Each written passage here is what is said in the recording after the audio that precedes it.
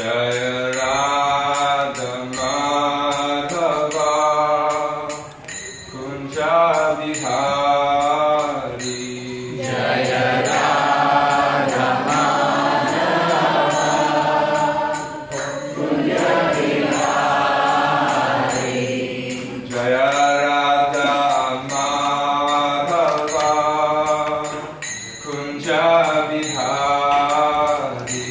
Jaya Radha Madhava Kunja Bihari. Gopi Jana Vallabha Girivaradari. Jaya Gopi Jana Vallabha Girivaradari. Jaya Gopi Jana Vallabha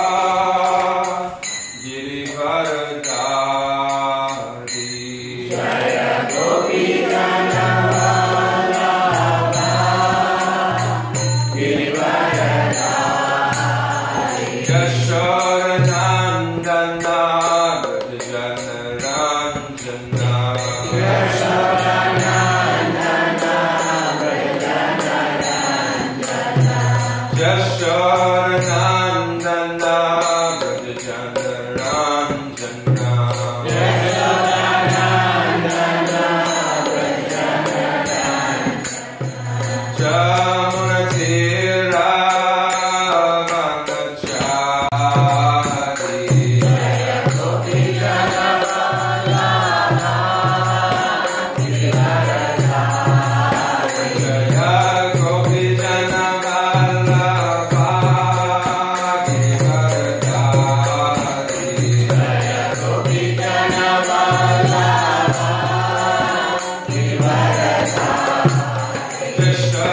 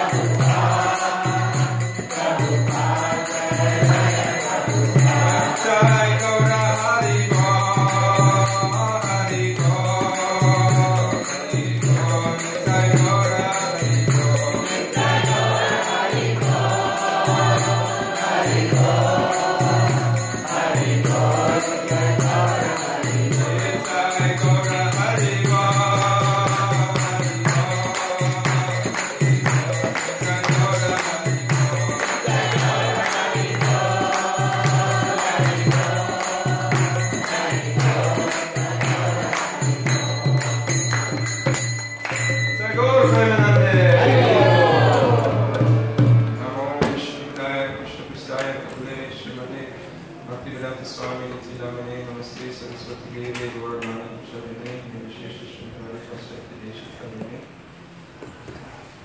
Madhyanath Brandasha Ginanjanashlakaya Chakshura Militam Dina Tatsurashi Gurave Namaha Lukum Paritivachana Namaha Gayatri Diva Yatripata Ahamate Shri Guru Vinatayana Achikop Guru Vishta Kripasindu Evacha Patitanam Bhavanevyo Vaishnaveyo Namo Namaha Jai Shri Krishna Chaitanya Prabhu Nityananda Shri Advaita Gadadhar Srivasadi Gaura Bhaktivinoda Hare Krishna, Krishna Krishna, Hare Hare, Hare Rama, Rama Rama, Hare Hare.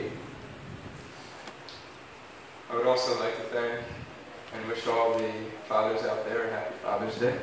Thank you for all that you do. The protection that you provide for society and for your families. The emotional support that you provide for your families. All this is very important for a healthy life. Srila Rishabhadev in the Srimad Bhagavatam 5th canto explains that it is that one should not take the position of a teacher, a guru, a father, or a mother unless he's able to deliver their dependents from the cycle of repeated birth and death. So among the various responsibilities we have as parents, we should always keep in mind the ultimate responsibility is to lead those who have been entrusted to us back on the eternal path of Krishna consciousness, back to Godhead. So with that tonight, I wanted to read a verse from the Bhagavad Gita that somewhat relates to Father's Day, because Krishna is and declares in this particular verse that he is the Father of the universe. Now, I wanted to be able to chant this verse with you, displayed on the board, but I made a mistake. I didn't take down our Jaladuta from Sunday school play. This is an offering to Srila Prabhupada and the devotees from the Sunday school play. And we wanted to leave it up. We worked on it, for a couple of days, and we felt like we wanted to leave it up for, more than an hour. And an hour turned into a couple of days, and a couple of days turned into a week. So today we'll remove it, but we won't be able to display the TV screen. So if you can just follow along with me, I'll chant the shloka. Maybe some of you may know this. It's not such a difficult one to chant, especially those who this is a common language to them. So this is from the Bhagavad Gita, 14th chapter, text number 4. See if you can repeat after me. Sarvayoneshu Kaunteya, Sarvayoneshu Kaunteya, Sarvayoneshu Kaunteya, Sarvayoneshu Kaunteya, Murtaya Sambhavantiyaha, Murtaya Sambhavantiyaha, Murtaya Sambhavantiyaha, Murtaya Sambhavantiyaha, Sambrama Mahadhyonir, Sambrama Mahadhyonir, Aham Bija Pradapitaha, Aham Bija Pradapitaha, Aham Bija Pradapita, Aham Bija Pradapitaha, Sarvayoneshu Kaunteya, Sarvayoneshu Kaunteya, Sarvayoneshu Kaunteya, Sarvayoneshu Kaunteya, Murtaya Sambhavantiyaha, Murtaya Sambhavantiyaha, Murtaya Sambhavantiyaha, Murtaya Sambhavantiyaha, Tasam Brahma Mahadyonir, Tasam Brahma Mahadyonir, Tasam Brahma Mahadyonir, Tasam Brahma Mahadyonir, Aham Bija Pradapitaha, Aham Bija Pradapitaha, Aham Bija Pradapitaha, Aham Bija Pradapitaha, and reciting that without seeing it. I wouldn't be able to do it. But, you guys did great. We'll go through word for word. Sarvayoneshu. Sarvayoneshu. In all species of life. In all species of life. Kaunteya. Kaunteya. O son of Kunti. O son of Kunti. Murtaya. Murtaya. Forms. Forms. Sambhavanti. Sambhavanti. They appear. They appear. Yaha. Yaha. Which. Which. Tasam. Tasam. Of all of them. Of all of them. Brahma. Brahma. The Supreme. The Supreme. Mahadyoni. Mahadyoni. Source of birth in the material substance. Source of birth in the material substance. Aham. Aham. I. Bijavrata. Bijavrata. The seed giving. The seed giving. Pita. Pita. Father. Father. Translation. It is possible, excuse me, let me start over.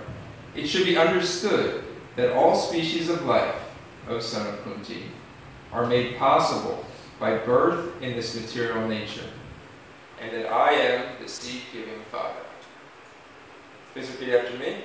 It should be understood that in all species of life, It should be understood that all species of life, O son of Kunti, O son of Kunti, are made possible by birth are made possible by birth in this material nature, in this material nature, and that I am the seed-giving Father. and I am the seed-giving Father. Purport by His Divine Grace, Srila A.C. Bhaktivedanta Swami Prabhupada. In this verse, it is clearly explained that the Supreme Personality of Godhead, Krishna, is the original Father of all living entities. The living entities are combinations of the material nature and the spiritual nature. Such living entities are seen not only on this planet, but on every planet, even the highest, where Brahma is situated. Everywhere there are living entities. Within the earth there are living entities, even within water and within fire. All these appearances are due to the mother, material nature, and Krishna's seed-giving process. The purport is that the material world is impregnated with living entities who come out in various forms at the time of creation according to their past deeds. I wanted to read the next verse because the next verse explains a little bit about how the eternal spirit soul can come in contact and be conditioned by material nature. Sattvam rajas tamaeti guna prakti sambhavaha nibandhananti mahabaho dehi dehi namavyayam. Translation. Material nature consists of three modes: goodness, passion, and ignorance. When the eternal living entity comes in contact with nature, O Muddy R and Arjuna, he becomes conditioned by these modes. Srila Prabhupada explains in this purport, the living entity, because he is transcendental, has nothing to do with material nature. Still, because he has become conditioned by the material world, he is acting under the spell of the three modes of material nature. Once again, the translation for today's verse. It should be understood that in all species of life, O son of Kunti, are made possible by birth in this material nature, and that I am the seed-giving Father. And who's speaking when they say, I am the seed-giving Father? Who is I? Krishna. Krishna. All right, very good. So that's important to know. It's extremely important to know.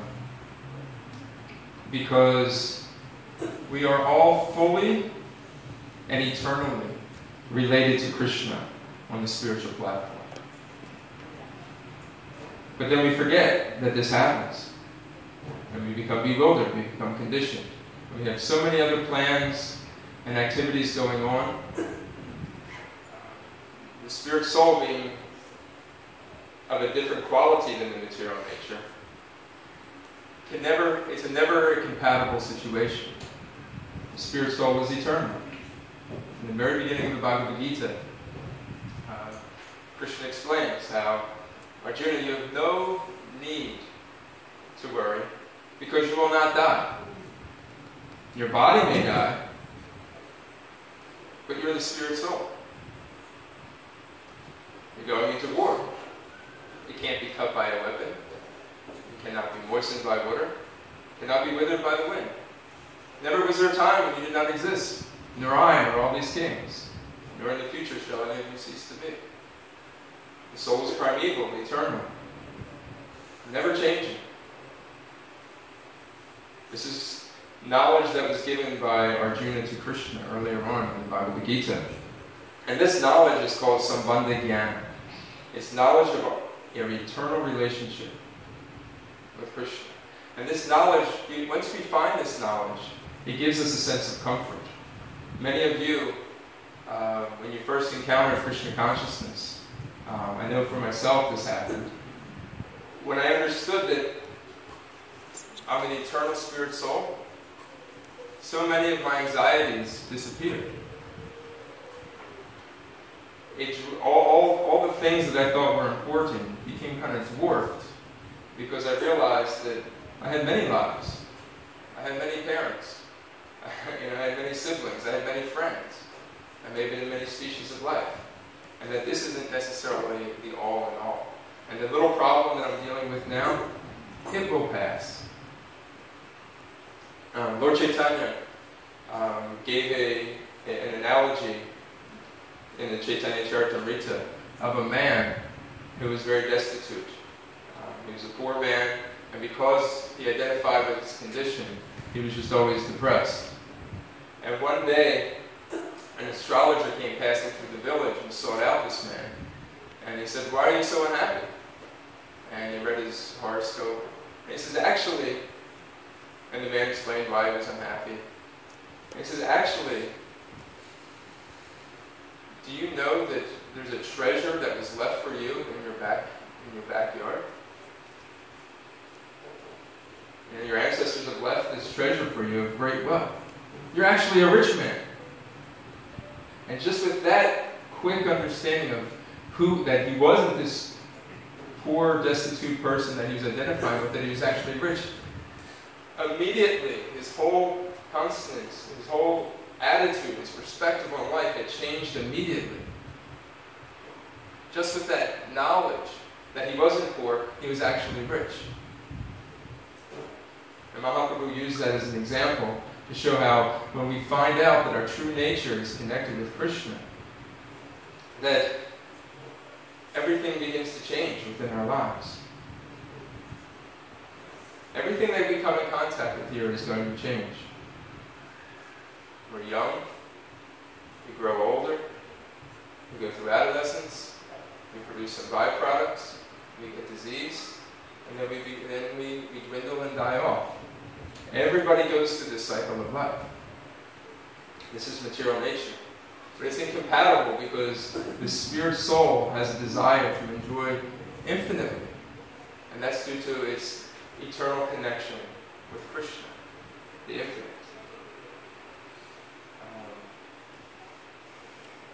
Now that relationship that we have with Krishna is there regardless of whether we believe it or not.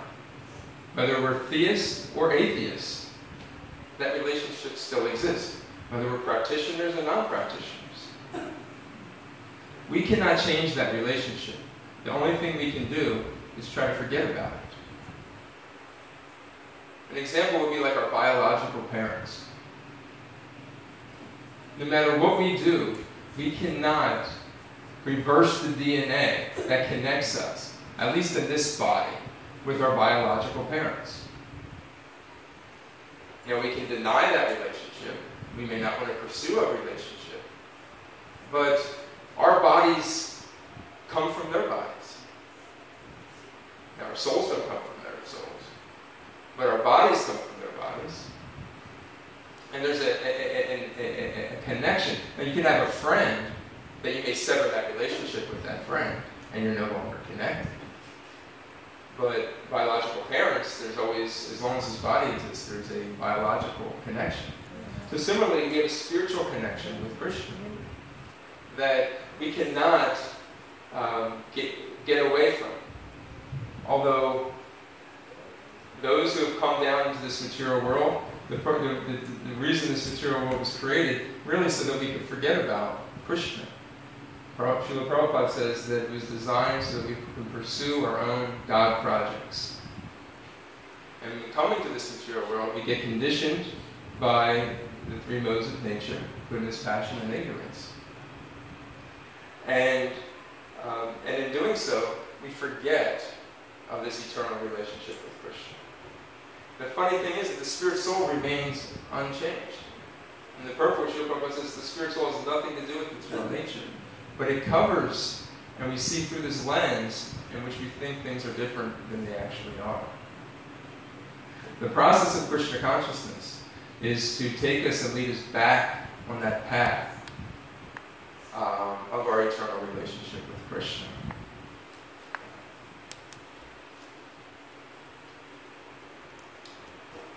Even if we want to forget about Krishna, we can't even do that within our own power.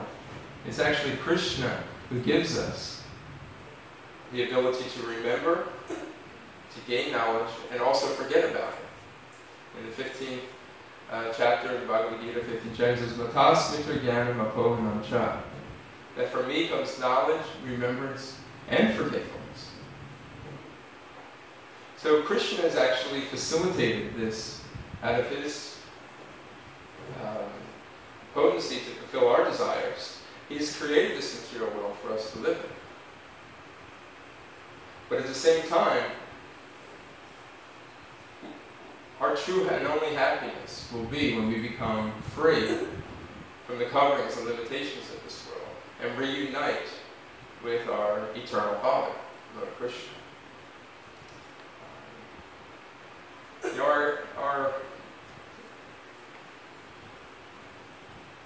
Now, if we're not pure devotees, this relationship, this eternal relationship that we have with Krishna is broken. In fullness, this relationship is called prema, pure love of God.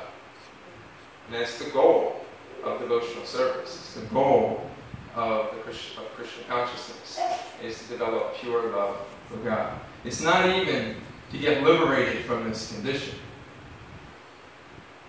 That's only part of it. Just like if you're sick,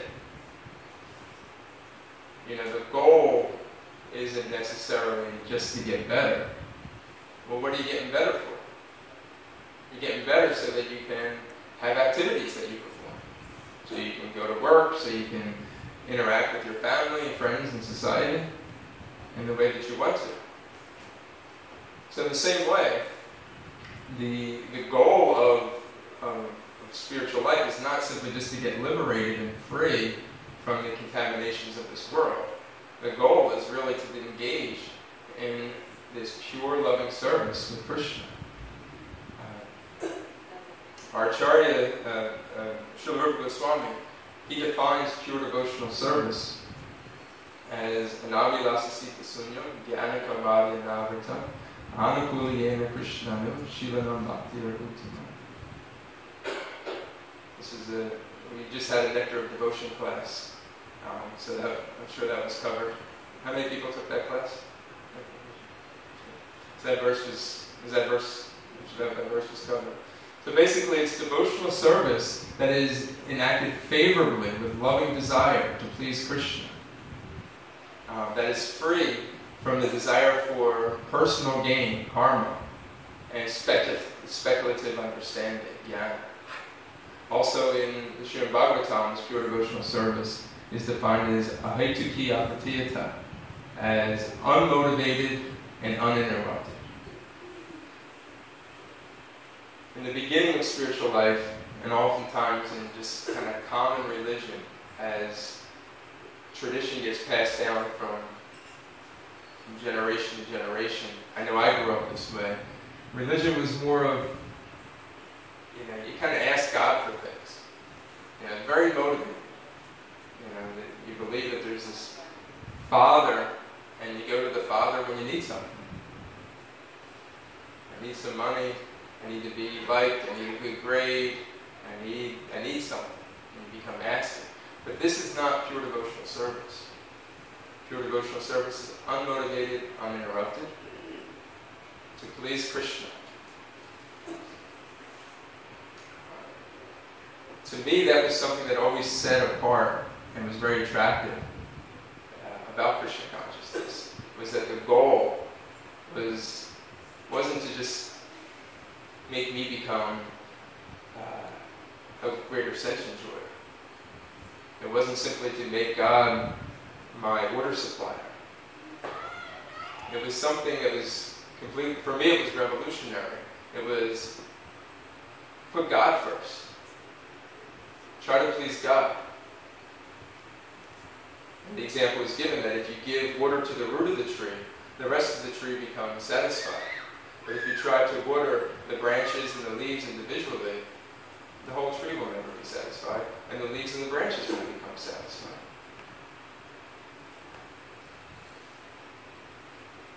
But if we're not acting on that platform, then the relationship is broken in some form or another. And to reunite that relationship is the process of Krishna consciousness. Bhakti yoga. Yoga means to link, to yuk, to bring together. And there are many processes to bring together and try to reestablish this relationship. Krishna, however, he recommends the process of Bhakti yoga.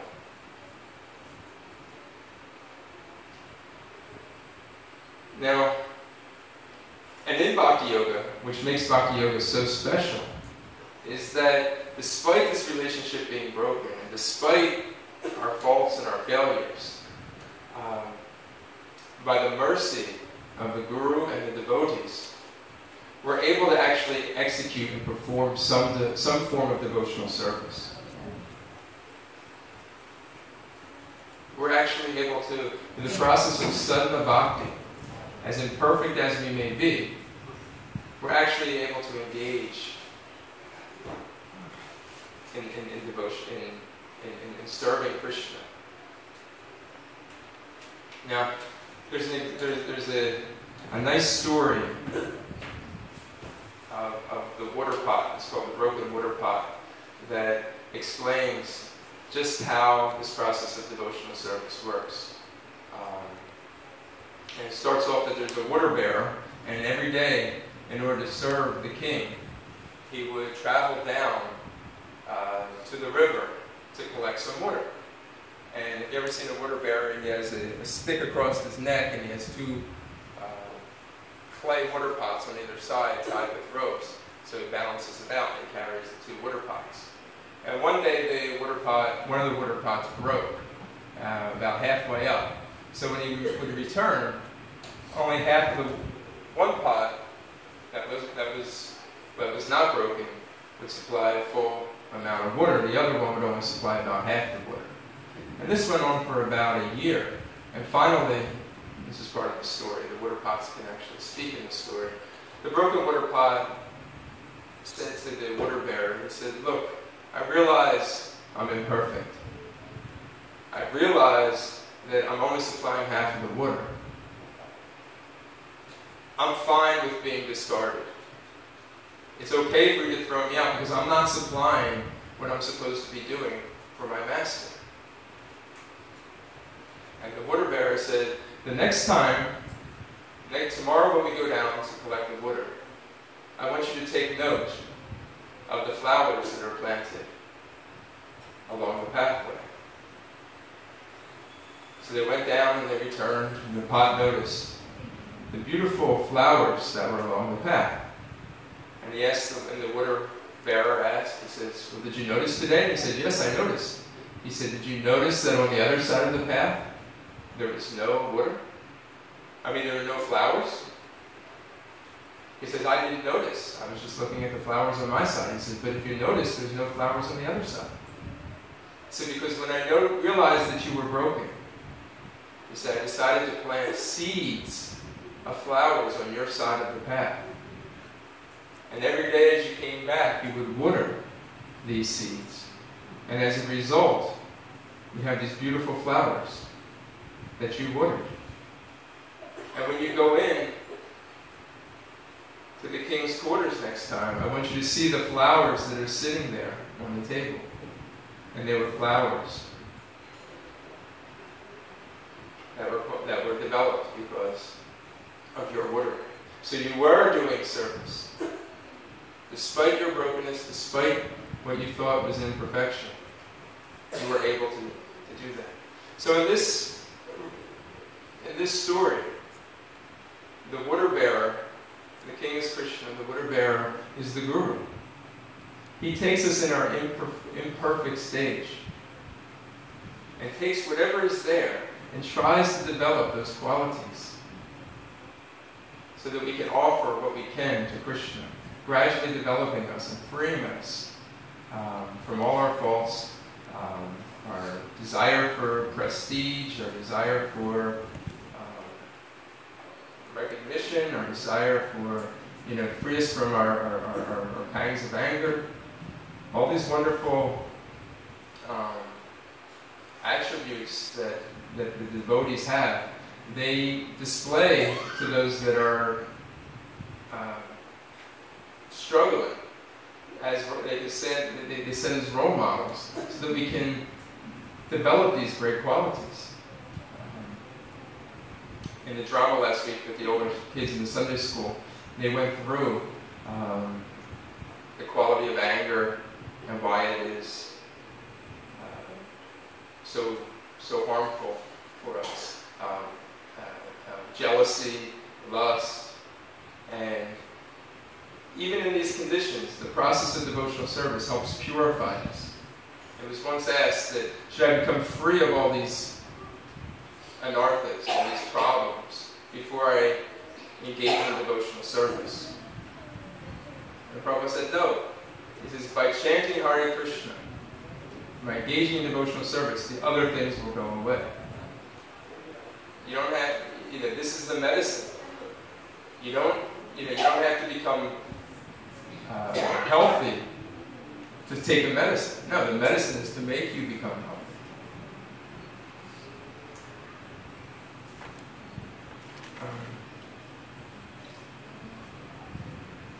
So I wanted to speak for a moment about the process of japa,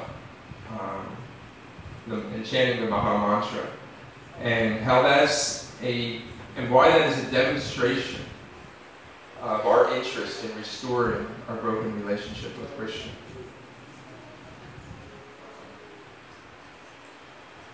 When we chant Hare Krishna, we're asking Krishna to reunite us with Him in devotional service.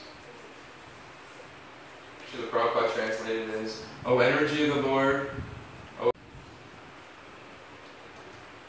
So this is a demonstration that Krishna, we are interested in reuniting with you. When we call, Krishna responds. But depending on what we give in that relationship, Krishna reciprocates. Yeyata mam prapadyante tam sataiva bhajamyaham. As one surrenders unto me, I reward them accordingly. The relationship is reciprocated accordingly. So when we chant, we're actively connecting with Krishna through His holy names and asking Him for service. But if it's just lip service and not heartfelt service, then the relationship isn't going to be, it's going to be very external. It's not going to develop internally.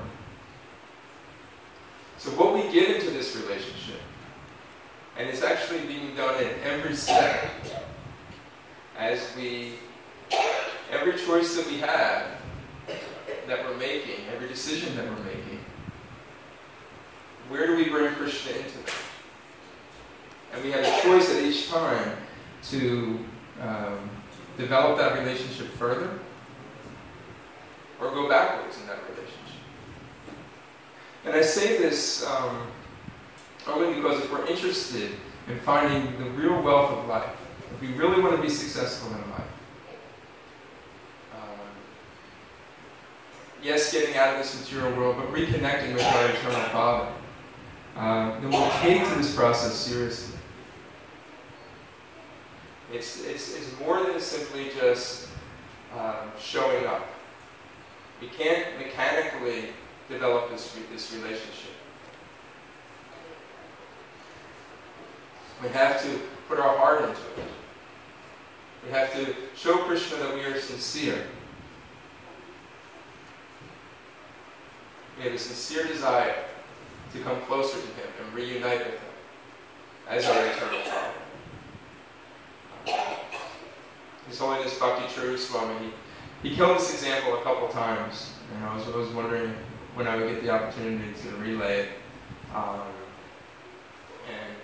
thought Father's Day would be a nice one to relay it. But he said our relationship with Krishna is very similar to a boy who leaves his family to go out and exchange and to go play with his friends. And all day long he just forgets about his family. But yet the father is very protective. And he knows the kid doesn't want to be with the father but wants to go out with his friends. So he makes the kid feel like he's alone and gives him the independence.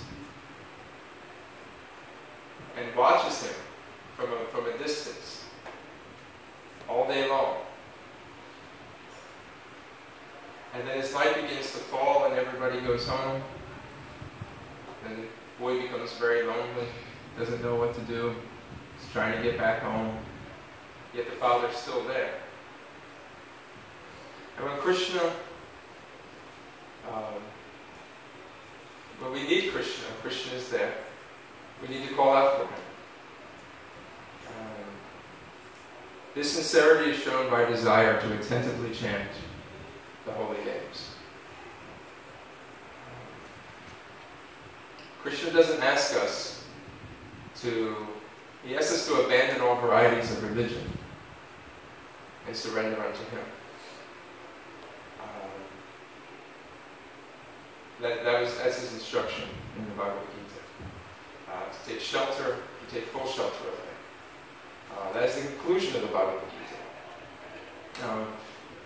But to get to that relationship takes steps. To get to that realization, it takes steps. It takes a process. And Krishna is there with us through that whole process, if we open our hearts to it. I just want to encourage everybody. I was going to see if we could chant, but it's running late and I don't want to take this later. It's probably going to take about 20 minutes to chant. So we won't do it. But I really wanted to sincerely request everybody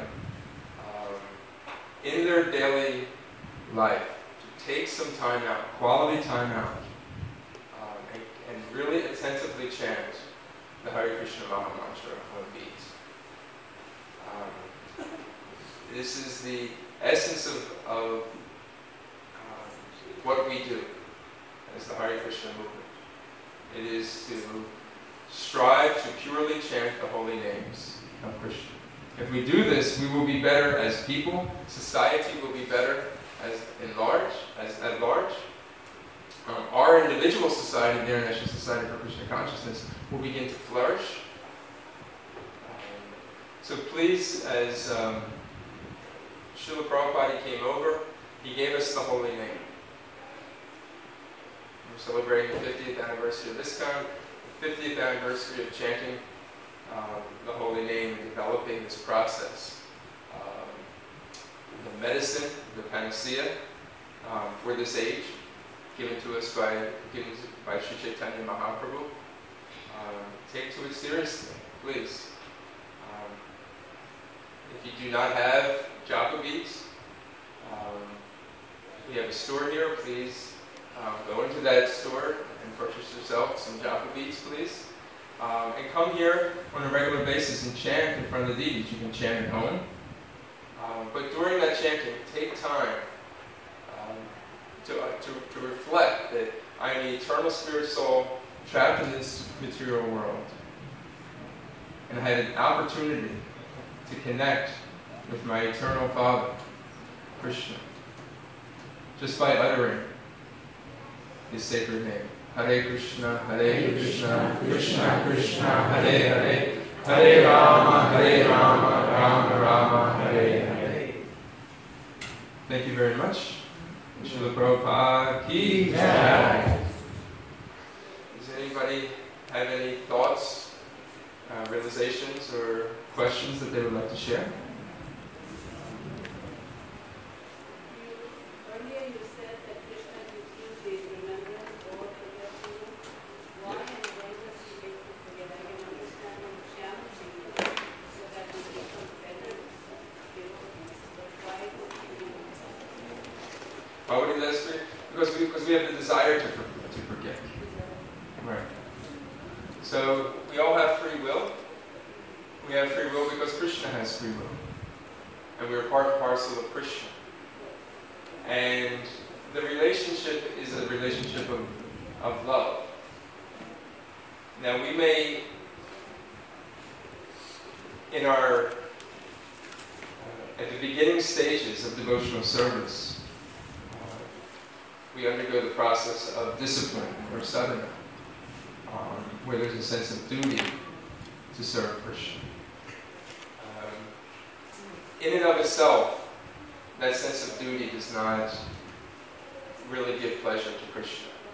It gives pleasure to him in the sense that it's the first step in getting back to that full relationship of prema, of pure love.